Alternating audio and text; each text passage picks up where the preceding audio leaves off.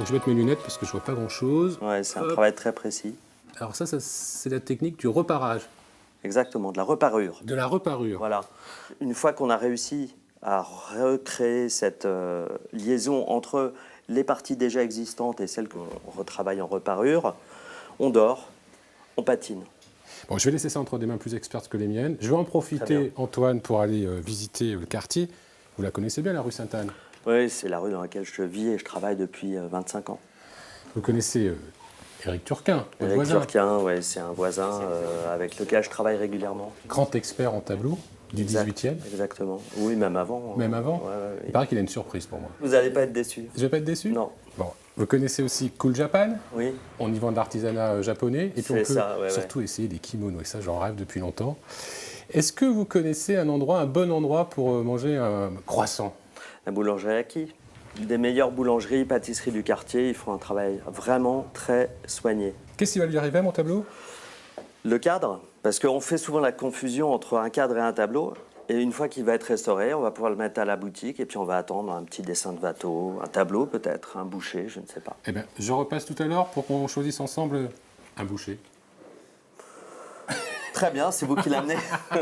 Je vais voir ce que j'ai en réserve. À tout à l'heure, Antoine. Ok, à tout à l'heure.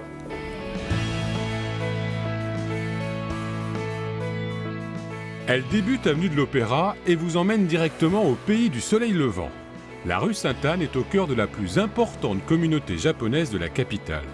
Une rue couverte de restaurants avec une seule boulangerie, mais qui vaut le détour. Chez Aki, on y trouve une bonne baguette traditionnelle, mais aussi des spécialités japonaises très originales. Un lieu unique à Paris, dirigé par Monsieur Ono, grand maître dans l'art de la fusion boulangère entre les deux pays. Ça m'a l'air bon, toutes ces merveilles. Je vais aller voir où elles sont fabriquées au sous-sol en cuisine.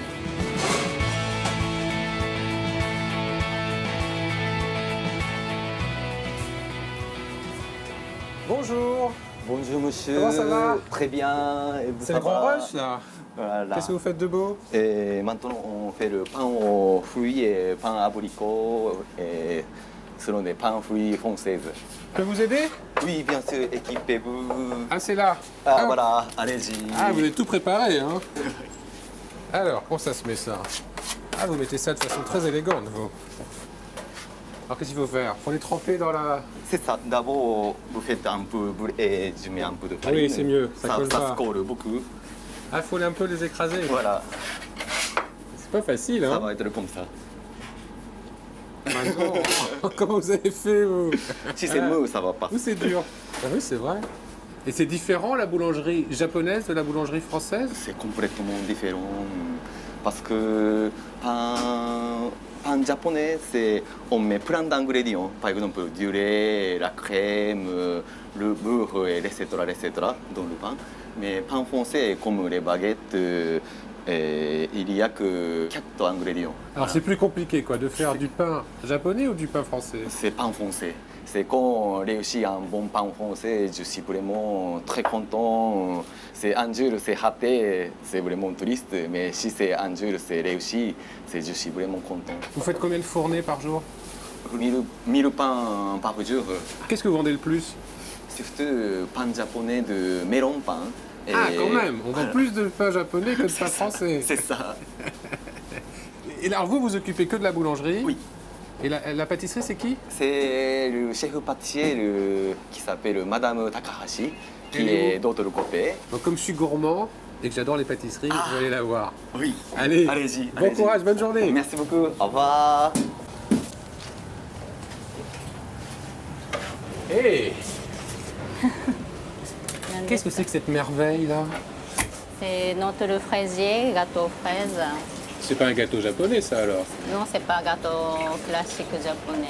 Et là, qu'est-ce que c'est roulé? Ça, c'est un roulé matcha au thé vert avec haricot rouge dedans. C'est ce qu'on voit à l'intérieur, l'haricot rouge. Oui, Il y a toujours de l'haricot rouge, souvent dans les pâtisseries oui. japonaises. Ça, c'est un gâteau classique, on peut dire traditionnel. Qu'est-ce que vous préférez comme gâteau? C'est une question difficile. Mes gâteaux, c'est comme mes enfants, donc je les aime tous. C'est comme vos enfants. Oui, Donc il y a un côté très affectif. oui, plein d'amour.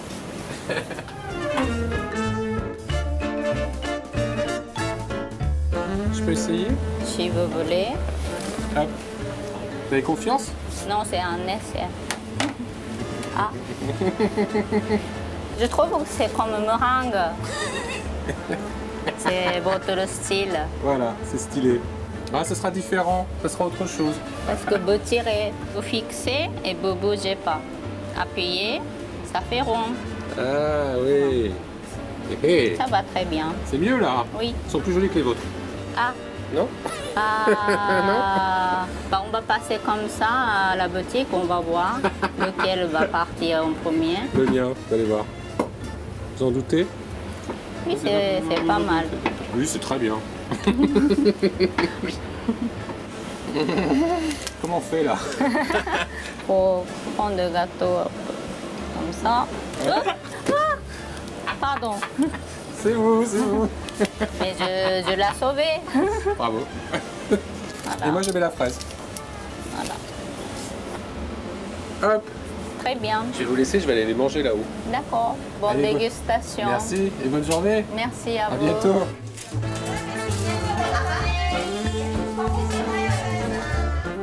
Attention, chaud devant. C'est pour vous. C'est gentil. Eh oui, je vous amène des beaux drapeaux japonais. Faites attention, hein. On va les faire tomber, hein.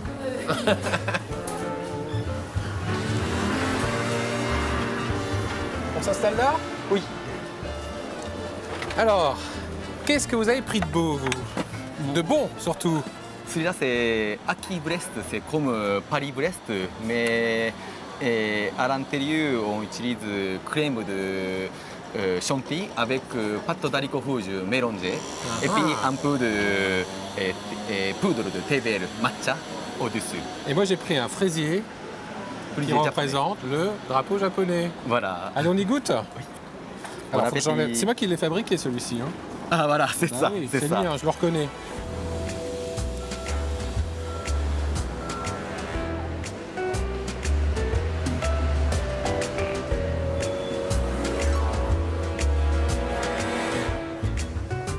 Super, il y a des kimonos. C'est un vêtement traditionnel japonais que j'ai toujours rêvé de porter. Et on m'a dit que c'était l'endroit idéal pour les essayer. Merci.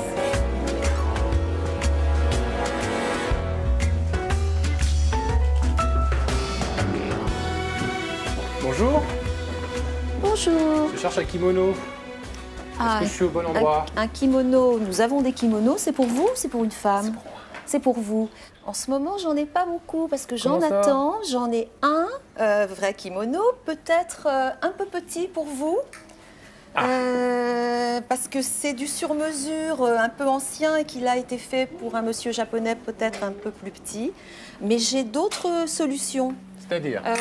Des yukata. Vous connaissez le yukata? Pas du tout. Qu'est-ce que c'est que le yukata? C'est un kimono en coton. Vous aimez ce qui est plutôt clair, ce qui est plutôt foncé. Ça, j'aime bien. Ça, c'est très beau. C'est très Alors, beau. Ça a une fonction particulière, le Le yukata? yukata, normalement, si vous voulez, c'est le vêtement qu'on utilise dans l'écriture. Yukata, on voit le signe de l'eau. Et normalement, c'est quand les Japonais vont dans les stations thermales, à la maison, après la douche. Ça ressemble un peu à nos peignoirs. Ça se porte à ce moment-là.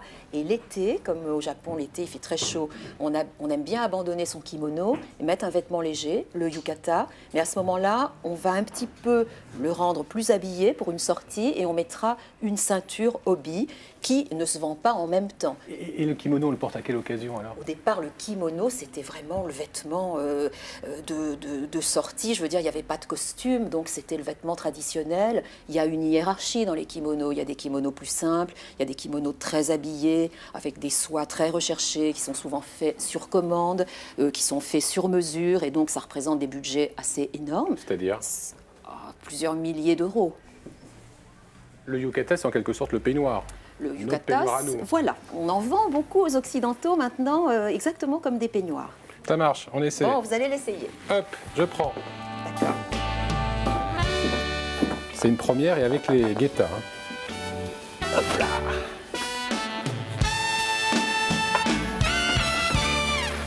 Alors là, ça se complique. C'est particulier, hein, les guettas. Ouh là là.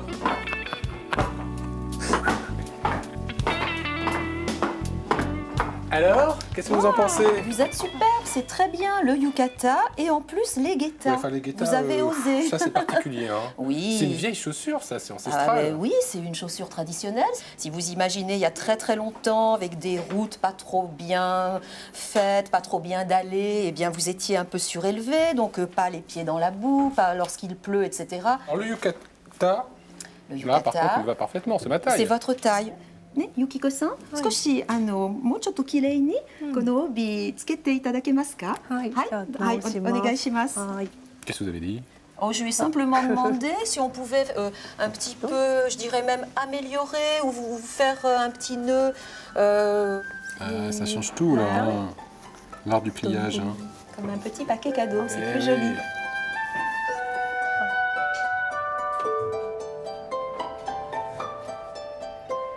Et vous, qu'est-ce qui vous plaît dans la culture et dans l'artisanat populaire japonais?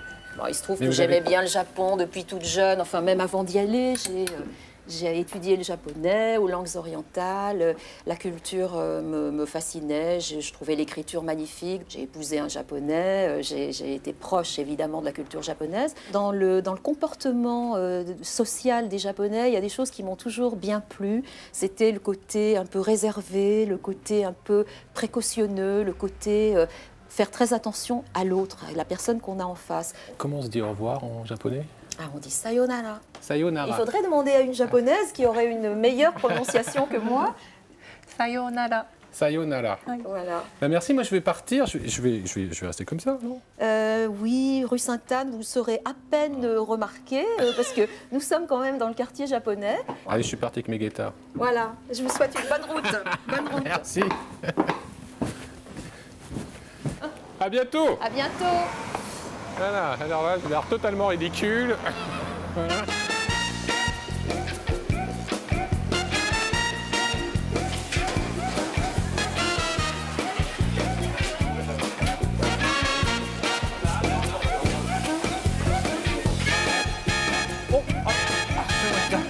Ah oui, oui. Non. Ah, Frédéric, venez. Oh là là, pardon. Installez-vous. Oui. Je vous ai commandé 2 bols de soupe. Ah non. Vous n'avez pas de japonais? Bah si. Bah si. On a le choix ici. Ouais. Vous m'avez dit, on a rendez-vous chez un japonais. Je veux bien, mais il y en a Alors, partout.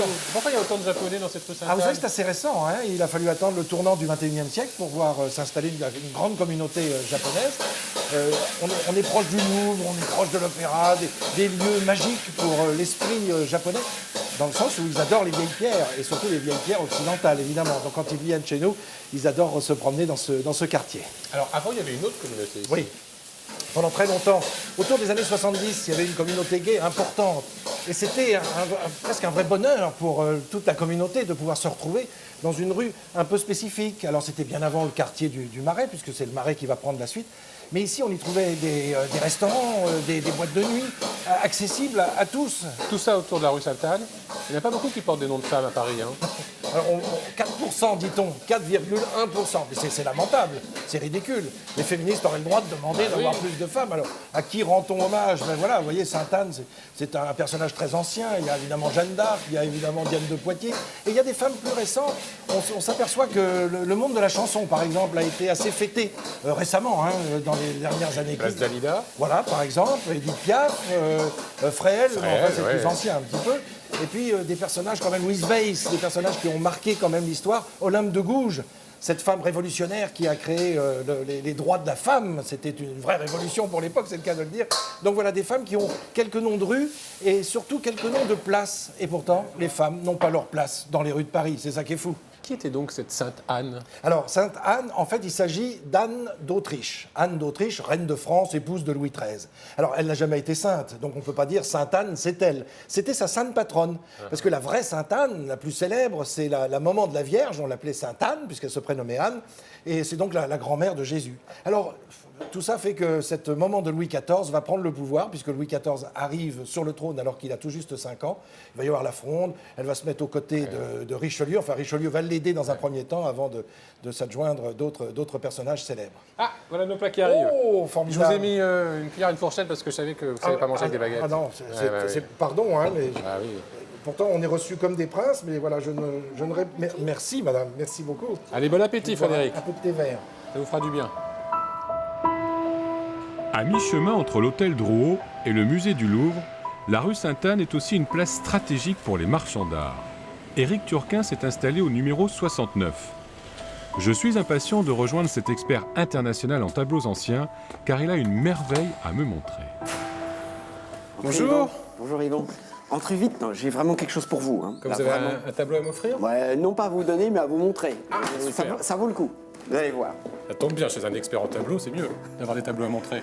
Celui-là, vous vous en souviendrez. Ah bon? Ouais.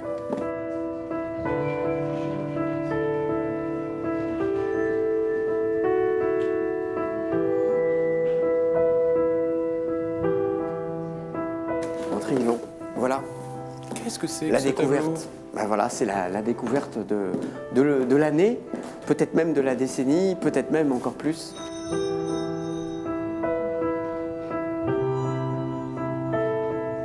En fait, c'est une histoire incroyable. Des propriétaires d'une maison ancienne ont une fuite dans leur toit. Ils montent au grenier et pour accéder à leur toit, ils sont obligés de casser une porte qu'ils n'avaient jamais ouverte. Et derrière la porte, dans une soupente, ils trouvent ça. Je pense qu'il était dans ce grenier depuis au moins 150 ans. Ils ont appelé leur commissaire-priseur et qui leur a dit, je ne sais pas ce que c'est, mais c'est un tableau italien du 17e. Il faut envoyer ça chez Turquin. Alors qu'est-ce que c'est? Alors en fait, c'est un tableau... J'aime bien, vous êtes entretenir le suspense. Qu'est-ce que c'est? C'est un tableau du Caravage, le plus grand peintre du XVIIe italien. Et non seulement c'est un tableau de cet artiste, mais c'est un des plus beaux tableaux de cet artiste, au moment où il devient vraiment un artiste moderne, où il construit la peinture contemporaine. Qu'est-ce qui s'est passé quand vous avez vu ce tableau pour la première fois? Vous avez eu aucun doute, vous vous êtes dit ça c'est un Caravage. D'accord, mais qu'est-ce qui vous permet de le dire? Ce qui nous permet de le dire, c'est le regard de Judith. C'est cette tête absolument extraordinaire, cette détermination. Ce qui nous permet de dire, en tout cas dans un premier temps, que nous avons affaire à une œuvre originale, c'est que le tableau est plein de ce qu'on appelle des repentirs en jargon d'expertise. Un repentir, c'est un changement. C'est un changement dans la composition. Vous voyez, par exemple, si vous regardez soigneusement, ici, vous voyez un 6e doigt. Et en fait, l'artiste a changé sa composition. Il s'est dit, finalement, il est en train de mourir, je vais lui faire écarter la main. Ce geste affreux de quelqu'un qui est en train de ou de subir quelque chose d'affreux, ce qui est probablement le cas, oui, ou de mourir. Oui. Et en fait, il a écarté la main. Et ça, si vous voulez, un copiste ne fait pas. Un artiste qui crée, il va changer sa composition, il est en cours de création. Et ça, c'est passionnant. Vous avez un autre endroit, au-dessus de l'œil de Judith. Il a essuyé la peinture fraîche avec son doigt. Vous voyez, il a donné un coup de doigt. Ça, c'est une chose qu'un copiste ne va jamais faire. Alors vous l'avez expertisé, vous l'avez estimé, il vaut combien? Il vaut très Attention, cher. très cher. Il est expertisé 120 millions d'euros. Ah oui, c'est très cher. Oui, c'est un vrai prix, mais pour un tableau qui sort tout à fait de l'ordinaire, vous savez. Donc ça veut dire que le propriétaire est riche, là? Non, le propriétaire n'est pas riche. Il est riche potentiellement. Oui, potentiellement. Voilà. Il n'y a pas de doute, c'est vraiment un Caravage. Moi, je n'ai aucun doute, et je l'ai gardé pendant 2 ans. Nous l'avons montré à plusieurs spécialistes, à tous les gens en qui nous avions confiance. Ça fait 2 ans qu'il est chez vous, là? Écoutez, oui, parce qu'avant d'avancer un nom pareil, vous avancez avec une certaine prudence, et nous sommes des gens prudents. Nous sommes aussi des gens qui respectent le secret professionnel, et pendant 2 ans, le secret était bien gardé. On vous sent quand même ému, hein? Écoutez, c'est une chance extraordinaire d'avoir un tableau comme celui-ci sous les yeux, d'abord, d'avoir redécouvert un des grands morceaux de la peinture. Oui, c'est vraiment beaucoup de chance, oui. Beaucoup. C'est 30 ans de travail, c'est vrai, mais aussi beaucoup de chance. Ça arrive qu'une fois dans sa vie? Ah, je crois que ça ne va pas m'arriver 2 fois, non, malheureusement, mais je vais continuer, hein. J'espère bien que ça va se reproduire. Je pense que c'est une des plus belles découvertes qu'on ait fait depuis 10 ou 20 ans, oui.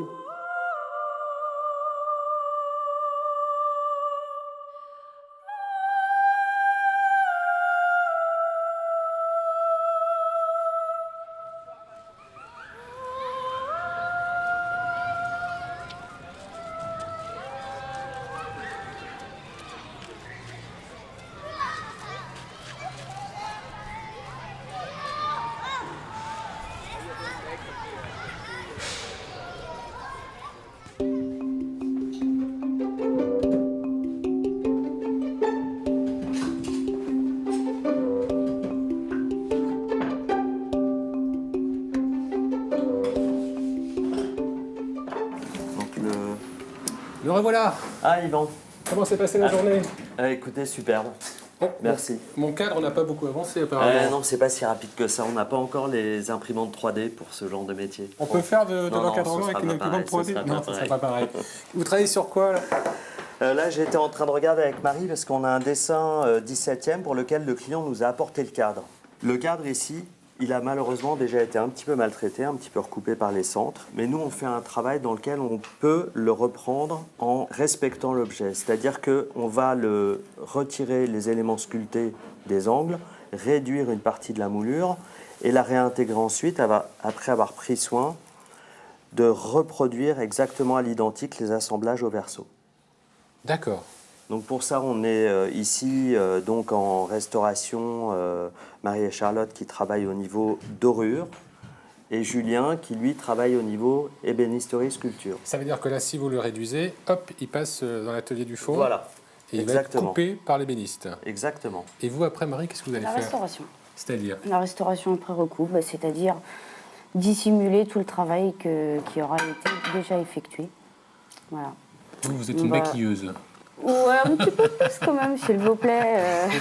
Une maquilleuse de tableau, c'est bien, c'est Voilà, chic, c'est non? ça. Mais bon, c'est vrai qu'on a la manipulation du coup de la feuille d'or et qui inclut après tout un travail de patine derrière. Et ce tableau-là, vous allez le redorer ou vous allez le laisser comme ça? On évite de redorer entièrement, on ne travaille, on intervient uniquement que sur les parties qui sont restaurées. Je m'adresse aux spécialistes. C'est un cadre intéressant, celui-ci? Oui, il est pas mal, il a le mérite d'être 17e. Bon, il a souffert un peu, c'est là où justement les restaurateurs comme Marie vont être un petit peu les médecins du cadre. Son intervention ne sera pas visible, mais va permettre d'apprécier et de pouvoir véritablement avoir l'agrément du dessin bien présenté. Ça, c'est un dessin. Vous faites aussi des tableaux? J'en vois Oui, un, tout à fait. un Alors, cran là dans le fond.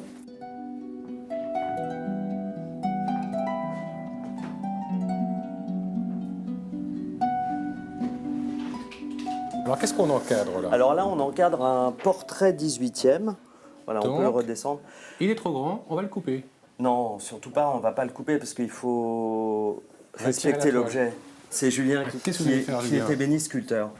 Donc là, il va réaliser ce qu'on appelle une enture, c'est-à-dire qu'il va combler le manque de bois à la vue parce que le cadre a eu un accident. Ça, vous allez faire ça comment? Ben là, je vais essayer d'être au plus enlever le moins de matière possible et la remplacer par un morceau de bois neuf Que vous collez après? que je colle à la colle chaude et ensuite je vais resculpter le bois qui sera ensuite apprêté et redoré par les filles. C'est une colle particulière? Ouais, c'est une colle de nerf de bœuf. Nerf de bœuf. Ouais, une colle de nerf et d'os. C'est un mélange en fait que je fais et c'est colle à l'ancienne. Et qu'est-ce qu'elle a de particulier, cette colle? Ben, il y a une prise instantanée. Je pose mon bout de bois qui est Toc, bien c'est découpé. collé. C'est collé, il faut À attendre. vie. À vie. Sauf qu'elle est réversible aussi. hein. Voilà, c'est très c'est important, on peut la redécoller en mouillant à l'alcool ou à l'eau. Julien, il y a beaucoup de travail sur ce cadre? Ben, pour moi, oui, il y a la Marie-Louise à faire d'abord. Et Alors, Marie-Louise, c'est- cette enture-là, C'est ça. c'est ce qui va être entre le tableau et la vue du cadre. Vous, Julien, vous ressentez ce travail, effectivement, de vos ancêtres, de ceux qui sont passés avant vous? Je travaille avec mes mains. Oui. Voilà, le moins possible avec les machines et le plus possible avec des matériaux nobles. Voilà, tout simplement. Donc je pense qu'on essaye de donner une continuité à leur travail.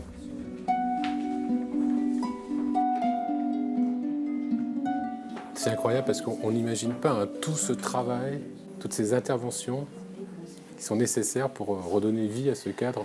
Oui, et puis ce qui est important, c'est que ça ne se voit pas. C'est tout le paradoxe. C'est-à-dire qu'on fait un travail dans lequel nous, on essaie de faire oublier notre intervention.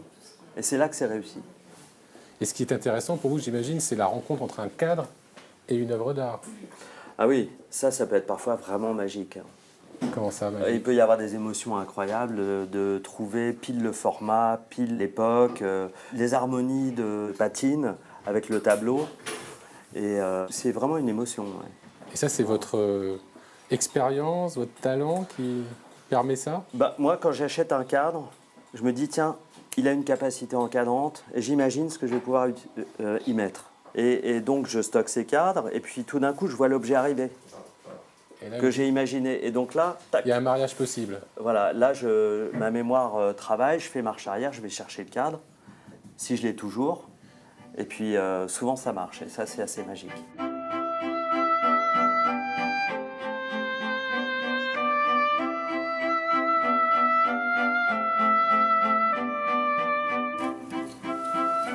Il faut tout faire dans cette maison, tiens. Bon, effectivement, j'ai été embauché, mais tout en bas de l'échelle. J'ai été affecté au glacis. En gros, je fais chauffer la colle. Bon, avant de vous dire au revoir, je vous invite à voir ou revoir cette émission sur notre site internet france3.fr.